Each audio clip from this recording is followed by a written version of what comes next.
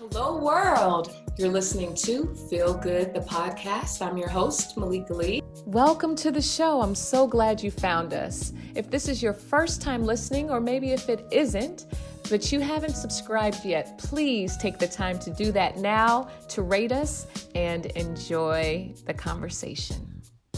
And today with me, I have the actor, the singer, the performer, Sarah Russell. Welcome to the show, Sarah. Thank you for having me. I'm so excited to be here. I'm so excited to have you. This has been in the works for a long time. Just to give you a little bit about Sarah, she has been performing since 2010 and has graced the stages of the Fifth Avenue in Seattle, Washington, Village Theater, as well as Tap Theater, and a plethora of other stages. And today our topic is going to be exploring about, the financial impact of COVID on so many people. And in this instance, we are speaking specifically with, of course, an artist who, the arts industry, among so many other industries like the restaurant industry, have just been leveled during this time. So thank you for being willing to share your experience with listeners. Yeah, I'm excited it's funny to even delve into my own thoughts that maybe I didn't even realize I had, Yeah. Yes, this can be like an exploration, and maybe there'll also be some inspiration and revelation as we go on this journey together. Okay, so if let's go back to let's say a little bit pre-COVID. What were you working on, or what were you doing at that time? Yeah, I was in a show. I was doing the show Sister Act at the Fifth Avenue Theater. We started mid-February, and I was very excited. I love the movies Sister Act, and have always wanted to be in the musical. I played Sister Mary Patrick, who in the movie is Kathy Najimy, and so she's the one who kind of is there's Mother Superior, and then there's the one who's the postulant, who's younger, and then there's the one, she kind of has big eyes, and she's really loud and really funny. Yes, I didn't know her name, but she stood out. She was hilarious. Yeah, she's also in Hocus Pocus as one. She's one of the three witches in Hocus Pocus, if you've ever seen that movie too. And she is just hilarious. It's funny, I never saw that movie until I was older, because when I was younger, it was no witchcraft. And I was cool. And then I got older and I was oh wait, this is actually kind of dope. I don't know if I would recognize her without her habit, honestly. Yeah, she is comedy gold. So when I was got cast, I was oh my gosh, I get to play the same part as Kathy Najimy. I'm so excited. And so we were in rehearsals for a couple weeks. We were at maybe 3 weeks. And when COVID hit us, at least really hard, we were in the middle of our tech rehearsal. And that's when we are on the stage for the first time. We get to be in our costumes, and we start slowly piecing the show together and all the tech elements. And so we were in, I believe, day 2 of tech when it all went down. So we only got 2 days on stage. And usually tech rehearsals are about 12 hours. We're there from noon to 11:30 p.m. So long days, but usually you have about 5, and we only got through 2 before we got canceled. So you all were going to open soon, because tech usually happens pretty close to opening, right?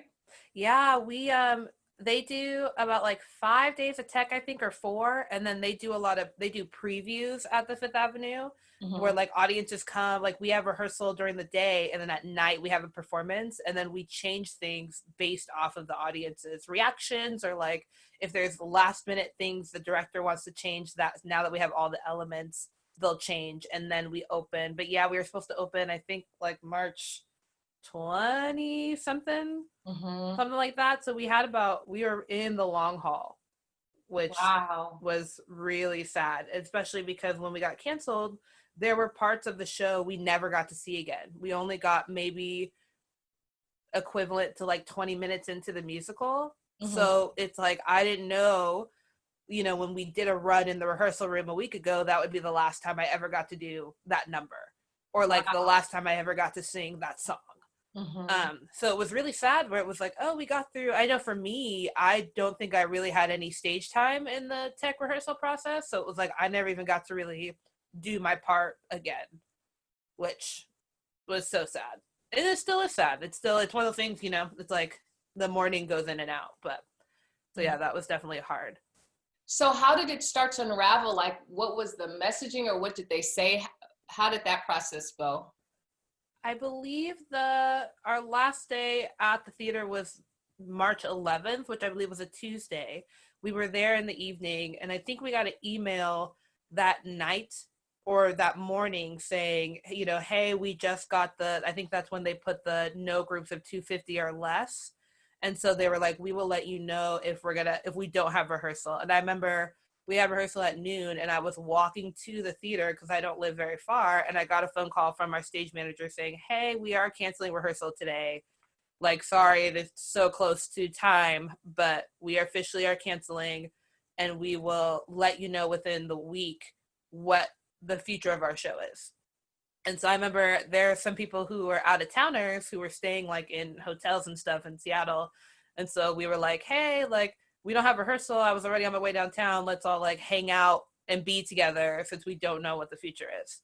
And so a couple days passed, and they were like, okay, we'll let you know by Thursday. And I think Thursday afternoon, I remember it was like 4:30 or 5 p.m. We got the official email that was like, unfortunately, due to everything, we are officially canceling the show. So it only took about 2 days to be like, it's all down.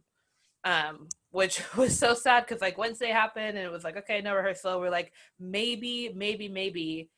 But then I think soon after the band, like it went to like 50 people or less. And so they're like, okay, well, the Fifth Avenue holds like 2,200 people. So there's no way. And I think alone there's probably over 100 people who work on the show. So it makes total sense, but it's sad that we don't know if there's a future for it again once this is over, if it's a show that will ever come back. So it was very sad. And luckily, though, a lot of us were together when we got the email, which was really nice. We all just continually kept hanging out because we were like, well, if we're not going to go to work, we might as well just hang out with each other now that I have all this free time. So it was really nice to be with the people it was actively affecting as well. For at least a couple of days, or I'm assuming at some point you all still aren't meeting, like it kind of fizzled out naturally. Yeah, the theater told us, so we got the email on Thursday and all our stuff was still in the dressing room. So they said Friday you can come between like noon and 5 and come get your stuff. So a lot of us planned on when we were going to go so that we all could kind of be there at the same time and kind of say goodbye to the show. And then, yeah, I think that was the last time I've seen any of them. I did see one person like a week after, but it was just the two of us and she lives alone. And this was kind of before we had more information. And I think that was before the stay-at-home order. So it was kind of like, okay, like I feel safe because it's just the two of us. I've been around you. But yeah, otherwise I haven't seen anyone since then. So it was really abrupt. And how did they, if you don't mind me asking, did they at least pay you? Because Fifth Avenue has a lot of resources compared to a lot of other, smaller shops and theaters in the city. Like, did they like say, okay, we can at least pay you through 2 weeks? Or how clean was that part of the severance? Yeah, the Fifth Avenue was actually so generous, and they did pay us an extra week. So I think since our last day was that Tuesday, they paid us through that Sunday because we're paid weekly.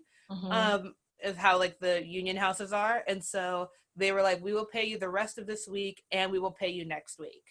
And that was like, we still lost, I think, about 3 or 4 weeks of pay, but at least we got one more extra just, to help cushion a little, which they did not have to do.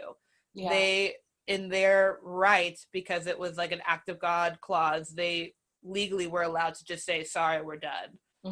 So I know a lot of us really appreciated that they gave us an extra, one more extra week that they didn't have to because we weren't there at all, which I know a lot of smaller theaters do not have the same thing. And like a lot of them are really struggling. So I appreciate that the Fifth Avenue was able to do that because really not everyone had the same deal. Right. So that is commendable. That is very commendable, especially that they were able to do it. Not that it's not commendable for other theaters that don't have the resources, but it's good that those that did, or at least in this instance, that they did make, the effort to take care of you all within reason. And so then all of a sudden, this was a really fast, like head spinning change. And so what did you do? Like you went from working and, these crazy 12-hour days to just like having this open schedule. That first week, what did that look like? It was crazy. I just remember crying a lot and just being like, I'm sad. I'm sad. I'm sad. And I was like, I don't know how else to explain it. I'm sad. And so I think that first week was a lot of like sleeping in late, staying up late. It's like my whole body clock. I was used to being up till like midnight because our rehearsals would be dead at 11:30. So then it's like, okay, well now I'm up till 4 a.m. and I'm sleeping in till 1. I was like, my body clock got super off. I know I talk to a lot of people every day. We have like, group chats that we all were just like, I miss you. Like, I can't believe like, oh man, today would have been the day we would have had another preview, or like today was the day this would have happened. So that was hard, but the week actually, so I think we would have opened the 20th. So my friend Alexandria Henderson and she's the one who lives by herself. And so we decided on opening what would have been our opening. We got together and we went on Instagram Live and we had our own opening night party for the show. And we were like, yes, we know, like we are social distancing, like we're good, we're safe, but like we wanted to celebrate and didn't want to do it alone. So it's like, okay, like obviously we can't invite everyone, but the two of us will get together, we'll go on Instagram Live, we'll share memories. We had people who were in the show like join us, and it was a nice way to get some kind of closure or to celebrate this thing that we worked so hard on and that no one will ever get to see. Right. As far as we know. As far as we know, yeah. So I have a crazy idea, not that crazy, but in light of what you just said, I'm wondering if you would sing like a little bit of your favorite song from the show, just because you didn't get a chance to share it, and now you can share it at least with our listeners. Oh, I heard a gasp. Was that a good gasp? Yes, but I also was like, oh my gosh, what do I choose? Well, and what's funny is that like for my part, it's kind of weird because I was always with the nuns and we always sang together. I had like little solos in these group songs. Yeah. But I'm like, but for the most part, I only ever sang with all the other nuns. And so I'm like, wait, what could I even sing by myself? But oh my gosh, now I'm like, what are the songs? Did you already delete the files out of your mind that fast? Right, some of them. I remember all the dances, that's for sure. They were so much fun. But I'm like, what's the... Were the songs the same as in the movie? Oh, it sounds like you came up with one. I did, but the songs are actually not the same from the movie. Here's a fun fact about Sister Act. I don't actually know all the facts, but I know that the copyrights for that movie are locked down. Like there is no way to use that same music. And I think the movie is set in the 80s. So the musical is actually set in the 70s because since they couldn't get any of the rights to that music and they wanted to still be able to have a time period that they could, use the influence of different songs. And so they set it in the 70s so that they could do the same idea of like taking, popular songs from the 70s and then turning it to sound gospel-y, or not gospel-y, but like, like more like worship songs. Right. So none of the music from the musical, there's nothing that is in the movie because they just could not get the rights, which is like sad, but also that makes it its own thing. Its own living, breathing,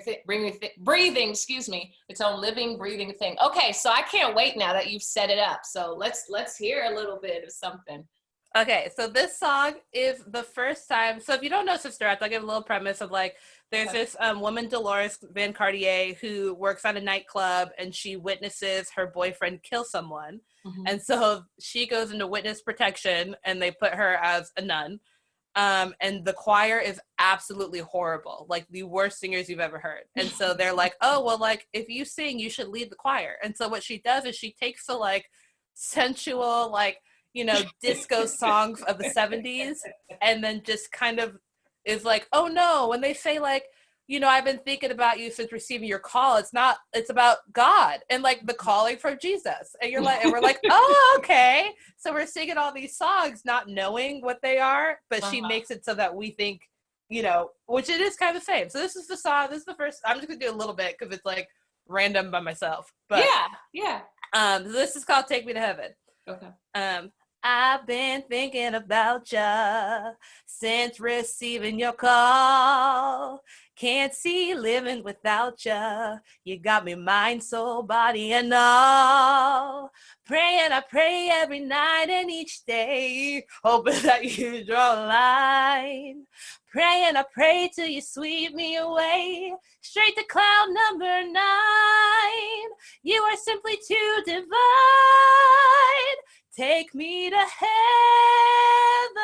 take me to ecstasy, ecstasy. I'll give you all I've got, 'cause nothing's as hot as when you groove with me. No, no, no, no. And when you strut your stuff and do your thing, I just can't help surrendering. You're so strong, you're so sweet, you're what makes me complete. I just worship at your feet. Take me, I was like, what's up? Take me to heaven, take me to kingdom come.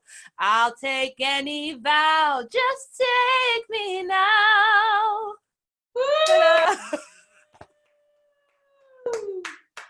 I don't recognize the original 70s song that was modified from. Do you know? Again, I don't think, clarity. I don't think any of the songs are actual 70s songs. They all are written from the show, but the show starts with Dolores in a nightclub singing these songs. Got it. Okay. And she's like being raunchy and you're like, ooh, okay. And so then when we sing it, you're like, wait, I saw this like a half hour ago. It's the same song, just with a completely different meaning to it now. Got it. Okay. Because of course, I've seen the movie and the main character Dolores was Whoopi Goldberg. So yeah, all of those were like the familiar ones. But I am so, I don't know, I just feel excited that you at least got to like give it some air and wind outside of that container that, you know what I mean? Kind of dry and shriveled. How did that feel for you just now, singing it and going back to that? Oh, it was so much fun, and it made me miss everyone because we had, I think there was like maybe 12 or 15 of us, of the nuns, are all completely different age ranges. Like I think one of the youngest is like 20 something. I'm sure, I don't know how old the eldest was, but we had women in their 40s, 50s, 60s, 70s. Like we were complete mosh posh of age ranges. That's and the fact that, different learning curves and that we all were able to come together for the same thing was just so beautiful. And that's one thing I do miss is performing with them and like singing, I just chose the melody, but it's like, oh no, like usually I would sing harmony on this part, or like in this line I sing alto, in this line I sing the soprano part. So that was real. I don't think I've sang any of that music really since we closed. So that was really nice. Thank you for that. Oh, cool. Yes, you're welcome. It just, came to mind like, how about we see, and thank you for accepting that invitation on the fly. Oh, yeah. That. Oh, sorry. What were you going to say? No, I said that's me, where people are like, you want to do this? And I'm like, I'm down. I'm always down. I love that. That's fun. It sounds like it could also get you in trouble sometimes, but I mean, that is true. So we've talked about like the transition, now it's a couple of months. Yeah, we're in May. So now it's a couple of months in. So what's changed for you from, the sadness and the crying the first week, and now it's the shock I'm assuming has kind of calmed down or died down. Like, where are you now with this? Yeah, I feel like it still comes in waves. Like even talking about it makes me a little sad, but in a good way of like, oh, but it's nice to remember. Yeah. But now I'm kind of just waiting. Like I feel like I'm just in a limbo of waiting to see what happens next. Like I know June 1st we're supposed to go into stage 2. We'll see if that actually happens. But I feel like nowadays I just kind of feel like I'm wading in the water, and just it's like I'm not really sad anymore. I mean, I'm sad, but not in the same way of like I'm trying to stay hopeful. Yeah. for what is next. And I think I'm trying then, and in doing that, I'm trying not to attach to too much because I know it can change. What is stage 2 that you mentioned from June going into in June 1st? What's stage 2? So I believe the governor released different stages of how they want to open back up the state, and I think there's some. Oh, when you say Yeah. stage, I was thinking specifically of theater. Oh, sorry. Yeah, I Yeah, could have made that clear. Yeah, no. I got you. Yeah. Yeah, so the fact that we're supposed to get into stage 2, which is like some things will be opening. There's like different rules about how many people you can see outside your household and things like that. And so it's like, oh, I'm looking forward to stage 2, but Yeah. I'm not gonna hold on to that because it might not happen. So it's kind of weird. I'm usually pretty hopeful, and so I'm still trying to keep hope, but I guess now I'm trying to be realistic. And so it's a weird place to be in where it's like, okay, I'm not like sad. I'm just kind of detached. Mm-hmm. Mm-hmm. What so going back to like the financial implications you mentioned about that, that the Fifth Avenue took care of you all and paid you a week, which, some other people in your industry didn't get that benefit. And so since then I've heard that there's been artist funds. Like what has helped sustain you?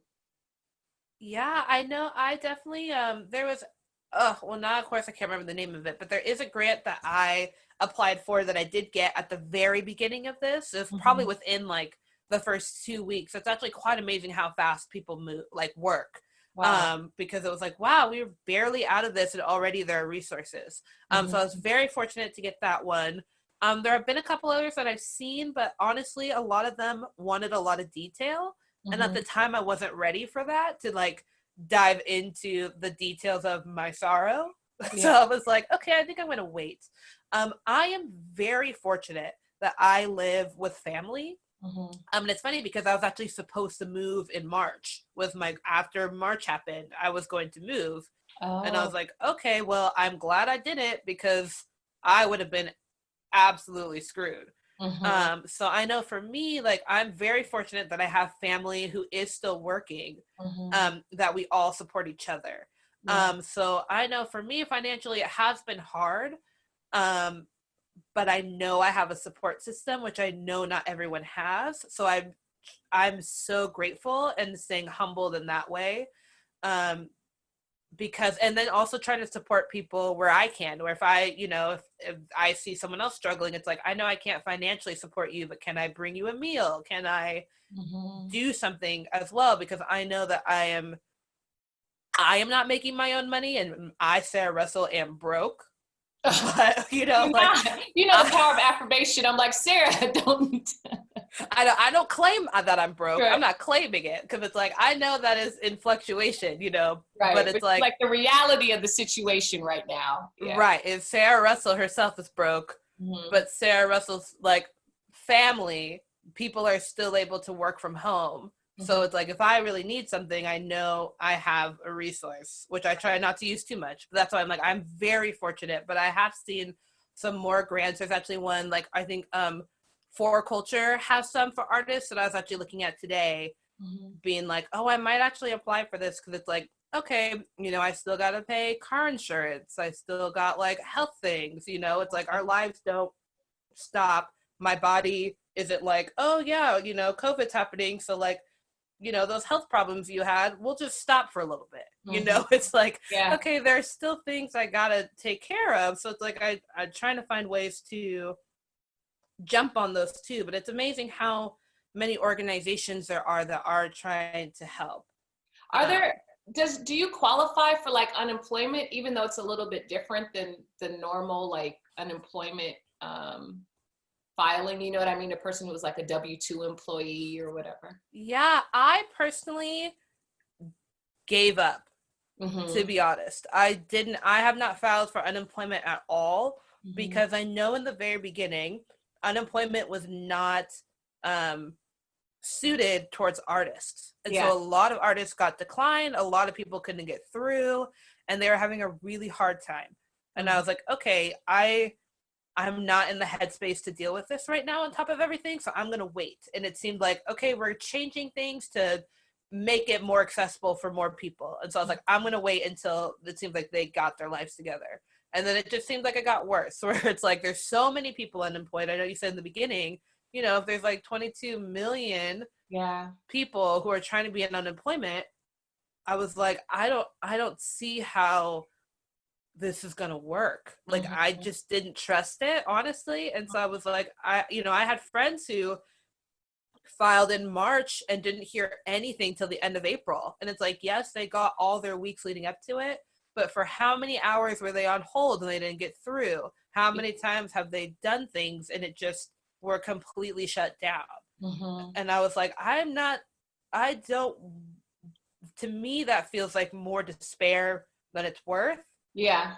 And so I was like, okay, again, like, I know that the longer I wait, I can't claim those weeks. And I was like, but you know what? I think I'm okay with that, because I would rather wait until it seems like it's clear. And of course, now they fully shut down the phone lines because they're trying to catch up from those few months ago where people were like, oh yeah, I'll elect for have them call me in May and April. But then if more people are calling in May, those April people aren't going to get, so I think unemployment, I have a lot of friends who are artists who finally got their unemployment. And so I'm so happy that it seems like it's now happening. But then I also have a lot of friends who are still really struggling. Yeah. So for me, I was like, you know what?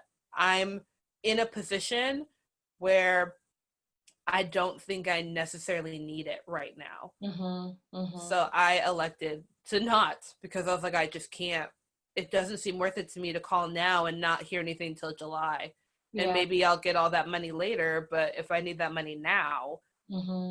So yeah, I know, who knows, maybe this is a horrible idea and maybe I'll regret it in the long run, but I just have to be true to myself. And I personally am someone of faith.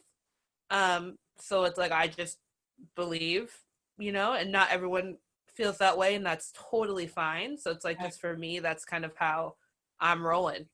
And you got to choose for yourself. It's not going to be the same for every single person. So it sounds like you've given it considerable thought and made a choice that was, it sounds like, the most compassionate with yourself as you could make at that time. Yeah, I definitely weighed a lot of options and thought, am I crazy? Like, is this wrong? Am I doing the wrong thing? Is this something that I should be fighting for harder? And I was like, you know what? I think right now I can be a support to my friends and family who are dealing with it. And it's easier to be a support if I'm not going through it as well. And maybe that's also a weird way to think of it, but I'm also such an empath that it's like, okay, like, I'm just going to try to support and love for those who maybe can't right now. Yeah. So what has been, because you mentioned the challenging aspects of, going through the process of getting unemployment for other people, what personally for you has been one of the most challenging aspects of this time? I think what's been hard for me, I'm such an extrovert. Like, I'm such an extrovert. I'm like, I don't know how to be home. I don't know how to, like, stop. And I'm the kind of person where, like, I will work like crazy for 3 years before I really take a break. It's funny because my mom's side of the family is Jamaican, and so they're like, oh, you got that blood where you always got 3 to 4 jobs at one time. Like, you never, you are always have the minimum of 3 jobs. Right. 3 jobs, man. Exactly. Exactly. So that's why I'm like, wow, I think it's hard to stop because I'm realizing I have not learned balance yet. I completely am go, go, go, or I do absolutely nothing. And so it's been really hard to stay motivated, to find a focus, because it's like, I don't really know what to focus on, like, in the sense of, like, theater and things. It's like, it seems like it's, theater in the 4 stages of reopening is the last thing.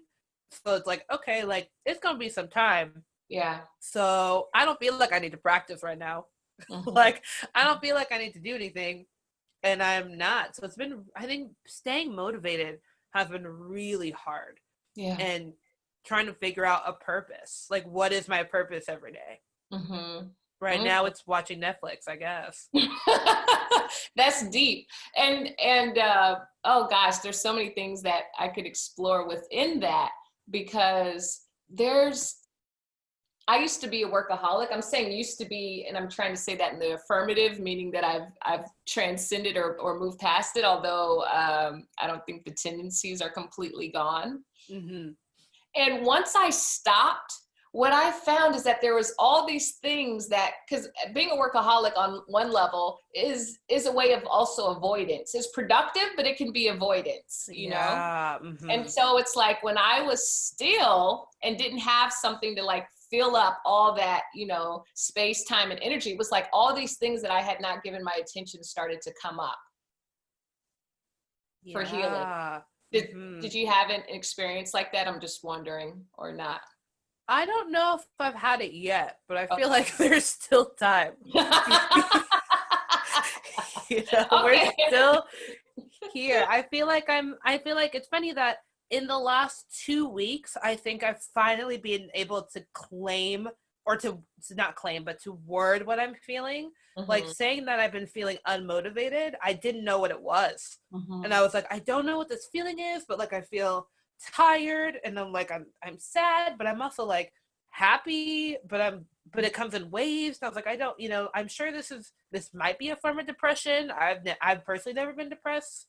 I don't know what this is. And so when I finally was like, oh, I think I'm unmotivated, and I think I just don't have any drive, it's like, okay, now that I kind of know what to call it, I'm now learning what to do with it, but I still don't know. Like, you know, so I don't know if that actually does kind of answer the question of like, it's a process of discovery is, yeah, exactly. Thank you. I was like, what's that word I'm looking for? It's discovery. Yeah. So I think now that finally I've been able to like put a name to it, I'm like, okay, I'm going to spend this time trying to figure out what to do in it. But that doesn't mean, and I think it's really easy to be like, oh, well, no, you should be doing this and you should be doing that, and you should feel bad for not being motivated. And it's like, you know what? No, I'm going to give myself grace because I have the time, and I'm going to maybe stay in this place a little bit just to figure out what it is, and then find those sparks of joy and those sparks of like,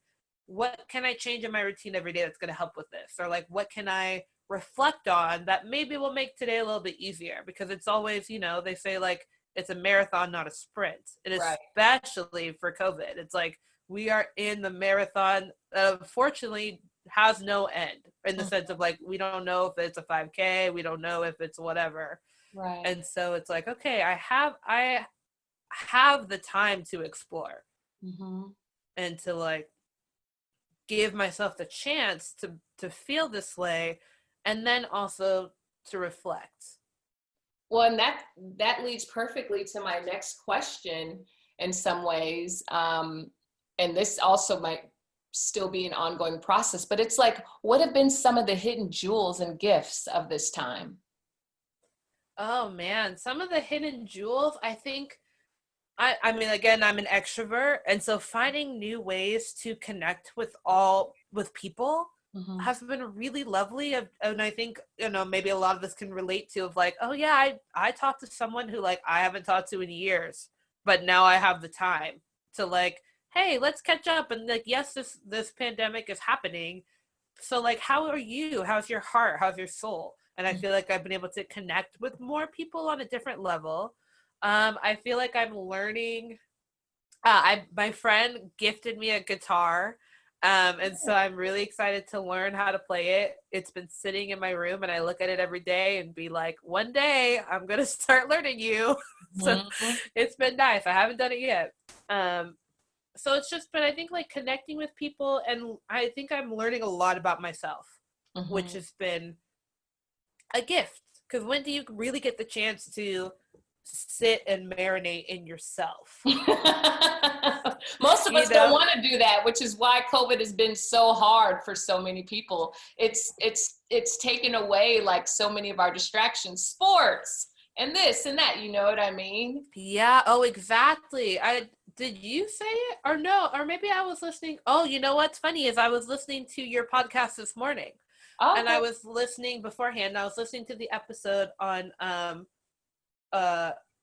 on body, like Oh, body but positivity. thank you. I was like, why can't I Hmm. remember words? Body positivity. And I Shout think your out to a guest, guest on that show, Abiola Kinney. Okay, please continue. yes, no, and she said something of like taking time for to meditate and for stillness, because she was saying like you should find something, a way of movement, but you should also be still, because that's when your demons come out or Hmm. your trauma comes out. And I Right. was like, wow, that resonated with me, because that's what we're doing. Hmm. That's literally what we have the time to do now, is Yeah. to just sit in myself and Hmm. be like, wow, Sarah, I didn't know. It's funny how like being quiet can be so uncomfortable, Yeah. but then it's also like, it's just me. What am I afraid of myself? And it's like, actually, I think you're afraid of this.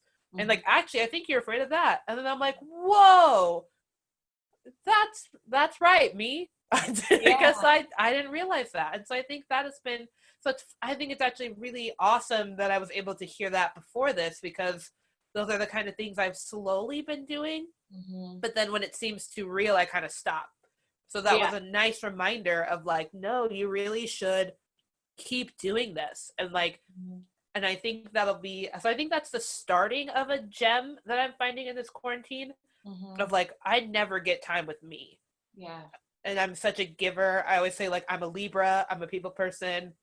I'm like, yes, and I don't want to make any choices. You all decide, you know? But I also want balance. And so this is a nice way to finally be like, okay, like I still have those character traits, but like, who is this Sarah Russell right now? And Yeah. that's really beautiful. It's so scary. It's so scary. But that, you know, that coal is going to turn into a gem, or into, I don't know, rocks. I don't know why I said that. But whatever coal Right. turns into, an It's emerald, that diamond a with dive there, pressure. Yeah, even with pressure. better. Hmm. And I love that you see that as a jewel, because there's so many layers and richness, because it can be uncomfortable, but it's also like rich and rewarding and joyous and painful. Like it's all of it. And I love that you consider that, a gift and a jewel. And I've, gone through it. So just sideline, like if you ever want to call somebody and be like, I'm kind of struggling with this, I'm around, because I went through this so deeply when they call it, for me it was the dark night of the soul, which is a Mm, period really of like, in some ways, death and transformation, because you can't have a rebirth without a death symbolically. yeah. And I'll just say that I had done a lot of work before then, so I kind of understood that I was going to make it to the other side. But if it's like your first time and you're experiencing a tidal wave, sometimes it feels like you're going to drown and you don't know if you're going to make it, to the other side. Um, Yeah. and so I just say all that to say that you will, that you have support, prayer, like you said, people around you, and feel free, just as an aside, to call me, because I've traveled I've traveled that terrain before, and exhaustion sometimes is part of the process. Like I would just be tired and sleep, Mm-hmm. um without having done anything really, you know what I mean? Like from the outside looking in, like, dang, why am I so tired? Why am I feeling this way? But that inner work is just as hard work as the outer work sometimes. Yeah. And sometimes you got to do the inner work to get the outer work. Like Yes. sometimes it's like, yes, I want to change things on the outside, but why is it not sticking?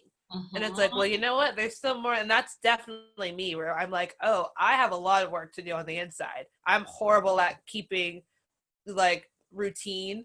I will do something for 2 days, and then if I miss the third, it's over. And that, Uh-huh. but that consistently happens. And I was like, why is that? And I was like, you know what? I think I have to talk to myself and figure out why, versus just being like frustrated. It's like, oh, there's probably something deeper in there I didn't even realize. And so it's like, well, I have the time to not only do that, but I have the time to be sad. And I'm like, well, if I need to stop and be sad, I Yeah. can, because I'm not going anywhere today. Like I'm gonna go upstairs and get my little thing of mac and cheese, and I'm gonna sit down, you know, and think about it, and it's okay, Yeah. So I think that's why I consider it a gem, is because learning more, like how can learning more about yourself not be a gift? Yeah. And knowing that like I can be the same person I am, but even stronger when I walk out of here Yeah. is to me an amazing gift. It is. And I honor you and your journey and the courage. That's the other part. Like, it's so funny, just even in being still takes a tremendous amount of courage to face Yeah. yourself. So I honor you on that journey. And, you know, just in wrapping up with the few minutes that we have left, I'm just wondering, because it sounds like it's been such like a layered and multifaceted experience for you. Are there any suggestions or things that you personally found helpful that you'd like to share? Someone else who may have experienced laid off or being downsized, or, you know, that have been impacted by COVID, like you have, COVID-19. Is there anything, any words of inspiration or wisdom or anything that you would like to offer in closing? Yeah. I think this is a hard time for us all, and know that you are not alone, whether there is someone in your immediate life or not who relates to you. There are billions of people out there who do, and that maybe that sounds cheesy, but it's the truth. And like that is how all humans are connected. And know that like hopefully you, if you don't have a community, I hope there are ways to find one, or if you do have a community, hold on to them tight. Um, because really I think it's people are what going to get us through this. And having some kind of relationship outside of your four walls, I know, is what's keeping me sane.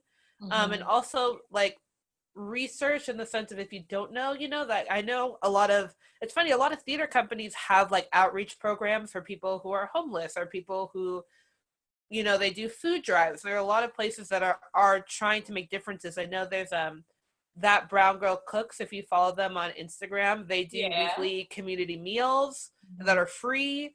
So just know that there are people who are there and trying to help if you need it. And I know it's hard to ask for help, and that's not alone. So I hope that you can find the love, or just from hearing this, I love you, and that I support you whether I know you or not. And I hope that with that can help get you through this time. I don't know if any of that made any sense.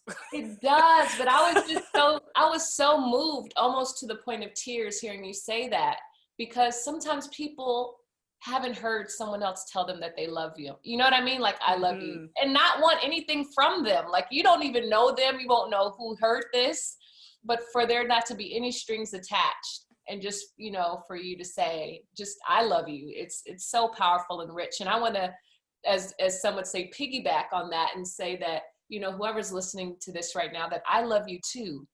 And you don't have to wait. This is one of the things that I've learned. Like, if you haven't heard someone tell you I love you, you can always say it also to yourself. You know what I mean? Like, we don't have to wait for someone else to say I love you. If you need to hear it, then you can offer it to yourself. I've had to, you know what I mean? I do that. You can look at the me too. Yeah. And so that is such a beautiful note to end on. And Sarah, if someone wants to find you, I know you have Instagram, or what's the best way? Because, you know, there's so many platforms, child. I can't keep up with all the social media, TikTok. I know. I just got a TikTok, but I don't even know what my handle is. So don't reach me there, because I still don't know how to use it. But I'm on Facebook under Sarah Russell. It's Sarah with an H, and Russell, Russell. There's a lot of Sarah Russells out there, so I'm the black one. You know, on Instagram, my handle is, you probably could find me under Sarah Russell, but my handle is Sriracha. It's a nickname, and I was trying to make it different. So I think it's Sarah with an underscore Cha and another underscore Cha, CHA. Because I thought it was funny. But I think that's all. I think that's all I'm on. I don't tweet because I don't think I'm funny on paper. Okay. I hear you. I don't tweet because I'm like, who has time to keep up with all of this? You know what I mean? But right. Yeah. It's too much. But Sarah, thank you so much for sharing your experience so generously, and for loving on those that are around you and loving on those that are listening. I really appreciate you. Oh, thank you for having me. I'm so blessed and I feel so filled after this conversation. And Malika, thank you for all you're doing. I was really been listening through your podcast, which unfortunately I hadn't heard before. And I feel like you're bringing such greatness to this community and bringing all different kinds of perspective and just having really meaningful conversation. But it takes someone who really is generous and kind and loving to lead those kind of conversations. And I just always think that you're so relatable and just have such a good way with communicating and inspiring people. So I thank you for starting this platform because I think it's really important and I think you're just doing such beautiful work. Thank you, Sarah. I receive all of that. And thank you, listeners, for spending your time with us. Wherever you happen to be at whatever hour it is, may this have blessed you in some way, touched your heart in some way. And if it made you smile, will you just pay it forward and just make someone else smile in some way? Yeah. So until the next time, my friends, please take good care, be good to yourself, and find just even a little way to make you feel good. I hope you enjoyed today's episode of Feel Good, the podcast. If you did, please rate us and subscribe so you know when the next episodes are available for listening. And you can follow me on my Instagram at Ms. MS Malika Lee, MALIKALEE, where I'll post teasers for upcoming shows. I also want to give a big shout out to those who have supported this work financially. Q La, Judy Z, thank you. And if you would like to become more engaged in what we're doing and what we're up to by making a financial pledge, please go to our patreon.com/feelgood page where you can become a member and have access to additional perks and content.